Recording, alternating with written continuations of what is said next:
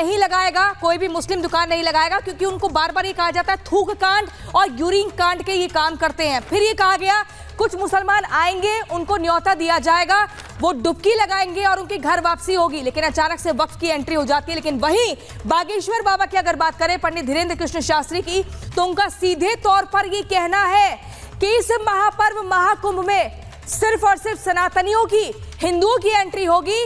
जो कृष्ण की भक्ति करना जानता है, जो शिव की भक्ति करना जानता है, जो सनातन को, जो हिंदू की महत्ता को समझता है, सिर्फ उसी के लिए कुंभ के दरवाजे खुले हैं। थूक कांड वालों के लिए दरवाजे बंद हैं। क्या कुछ कहा, देखिए इस रिपोर्ट में।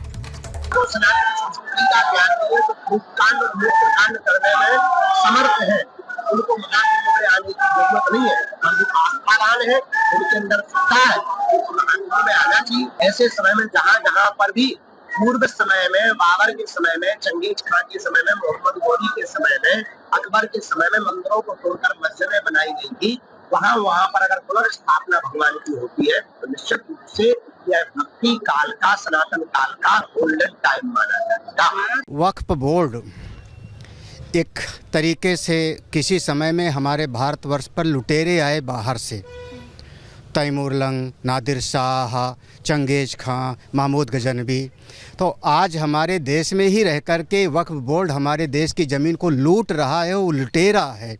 उसने तो कह दिया संसद भवन भी हमारी ज़मीन पर है, कल हमारा कह दिया राष्ट्रपति हमारी ज़मीन पर है, तो पूरे देश पर वो दावा ठोक देगा तो कैसे माना जाएगा। ऐसे बदजुबानी करने वाले लोगों को, जो हमारे देश में दंगा फैलाने वाले हैं, आतंकवादी हैं, ऐसे नासमझ भड़काने वाले लोगों को पकड़ के जेल में डालना चाहिए जी। ये तो गंगा की ज़मीन है। और वहीं इस बीच एक बड़ी खबर आपको बता दें, महाकुंभ के आयोजन पर सूबे के मुख्यमंत्री योगी आदित्यनाथ का बड़ा बयान सामने आया है, जो कहते हैं 40 करोड़ लोग आएंगे इस महाकुंभ में। महाकुंभ को लेकर तैयारियां जारी है, अंतिम पड़ाव पर पहुंच चुकी है। सुरक्षा के लिहाज से भी बारीकी से ध्यान रखा जा रहा है।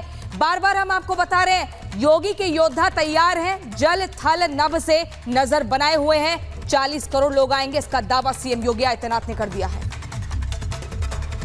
महाकुंभ के आयोजन में 40 करोड़ लोग आएंगे। सब कुछ काम अपने आप ऑटो मोड पर चलता हुआ दिखाई दे रहा है, क्योंकि लोग स्वतःस्फूर्त भाव के साथ उस कार्यक्रम के साथ जुड़ रहे हैं। जहां एक और भारत आज दुनिया की एक बड़ी ताकत बन रहा है, वहीं देश के सामने चुनौती भी है। याद करिए, पिछले 10 वर्ष में प्रधानमंत्री मोदी जी के अथक प्रयास के परिणाम स्वरूप हम सब आज देश की भारत 5वीं बड़ी अर्थव्यवस्था के रूप में उभरा है। कि मेरा अपना कुछ भी नहीं,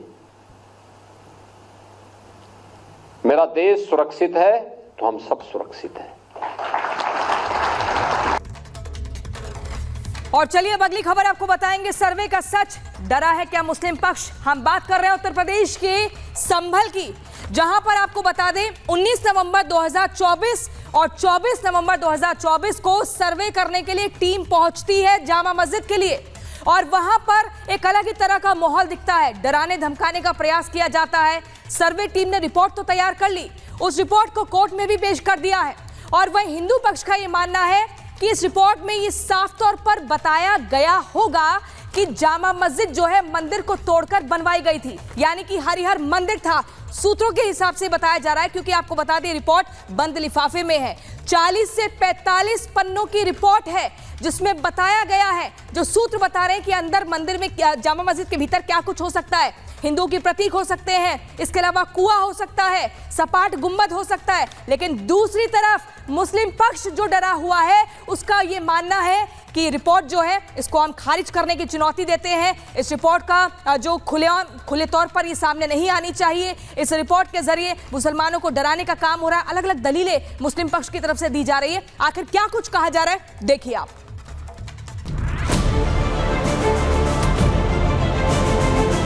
40 से 45 पेज की हमारी रिपोर्ट है। फोटोग्राफी समर्थन में सम्मानित न्यायालय में लिफाफे में पेश कर दिया गया है। तो हम आले बने हैं, वो आले हमेशा हिंदू मंदिर के भीतर होते हैं।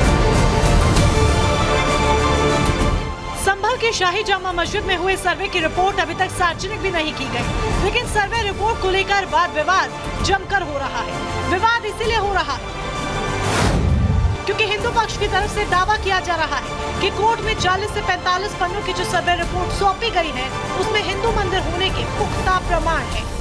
हिंदू पक्ष ये दावा कर रहा है कि जामा मस्जिद में 50 से ज्यादा हिंदू प्रतीक चिन्ह मिले हैं और इसीलिए हिंदू पक्ष की जीत होनी तय है।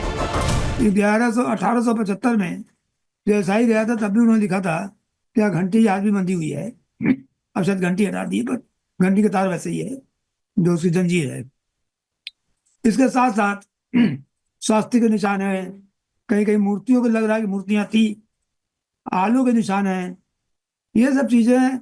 जो बाहर का खंभा आप देख लीजिए, जो 4 पिलर हैं उसमें द्वारपाल के जाने का रास्ता है। उसके बगल में आप देखिए तो खंभे आले बने हैं, वो आले हमेशा हिंदू मंदिर के जिस तरह होते हैं वही है। हिंदू पक्ष के अपने दावे हैं तो मुस्लिम पक्ष की अपनी अलग दलीलें। मुस्लिम पक्ष जिला अदालत में सौंपी गई सर्वे रिपोर्ट पर संतोष नहीं जता रहा। मुस्लिम पक्ष को ऐसा लग रहा है कि सर्वे रिपोर्ट में हरिहर मंदिर होने के सबूत है और इसीलिए रिपोर्ट सार्वजनिक होने से पहले ही मुस्लिम पक्ष अदालत में सीलबंद लिफाफे में सौंपी गई सर्वे रिपोर्ट पर असंतोष दिखाने लगा है।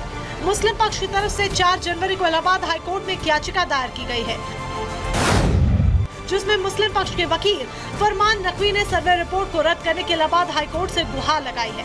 मुस्लिम पक्ष ने मांग की है कि पहले हमारी इस याचिका पर इलाहाबाद हाईकोर्ट अपना फैसला सुनाए और तब तक सर्वे रिपोर्ट को किसी भी सूरत में सार्वजनिक न किया जाए और न ही सर्वे रिपोर्ट से जुड़े मुकदमे पर कोई सुनवाई हो। माना जा रहा है कि मुस्लिम पक्ष की इस याचिका पर इलाहाबाद हाईकोर्ट में मंगलवार या बुधवार को सुनवाई हो सकती है। इसके ऊपर तत्काल सुनवाई करनी चाहिए और अगर जरूरत पड़ेगी तो पूरा का पूरा हिंदू समाज इसके लिए आकर के सड़कों पे आंदोलन भी करेगा। इसकी सुनवाई किसी भी कीमत पर नहीं रुकनी चाहिए। हम तो ये चाहते हैं कि जल्दी से जल्दी हमारे तीर्थों को मुक्ति मिले, हमारे सनातन को शक्ति मिले और हम सबको जीने का अधिकार मिले। इन लोगों ने इस तरह से राजनीति करके, इस तरह से दबंगई करके हमारे तीर्थों को कब्जा कर लिया है। ये 68, 30 और 19 को इस बात के सबूत है कि हरिहर मंदिर ही हमारे सभी तीर्थों का राजा है और उसके पूरे मानचित्र के अंदर किस प्रकार से हमारे इस मानचित्र के अंदर हरिहर मंदिर इसमें दिखा हुआ 24 कोसी है। क्योंकि अभी तक रिपोर्ट सार्वजनिक नहीं की गई और सीलबंद लिफाफे में है, इसलिए हम ये दावा नहीं कर सकते कि सर्वे रिपोर्ट में क्या कहा गया है। लेकिन जिस तरह से मुस्लिम पक्ष की तरफ से पहले संभल जिला अदालत के आदेश की अवमानना की गई और ये कहा गया था कि कोर्ट ने जल्दबाजी में बिना मुस्लिम पक्ष को बताए सर्वे कराया, उसके बाद अब सर्वे रिपोर्ट पर सवाल उठाए जा रहे हैं। उससे मुस्लिम पक्ष और शाही जामा मस्जिद पर भी सवाल खड़े हो रहे हैं। सवाल उठ रहे हैं कि मुस्लिम पक्ष को एडवोकेट कोर्ट कमिश्नर की रिपोर्ट पर आखिर भरोसा क्यों नहीं? मस्जिद कमेटी को ऐसा क्यों लग रहा है कि सर्वे रिपोर्ट में उसके साथ भेदभाव किया गया है, जबकि सर्वे तो हिंदू और मुस्लिम दोनों पक्षों की मौजूदगी में हुआ था। और तीसरी सबसे बड़ी बात ये कि जब अभी तक सर्वे रिपोर्ट सार्वजनिक नहीं हुई तो आखिर डर किस बात का है? वजह चाहे जो भी हो, लेकिन जिस तरह से हिंदू पक्ष के दावों के बाद मस्जिद कमेटी तुरंत हाई कोर्ट पहुंच गई, उसे तो मुस्लिम पक्ष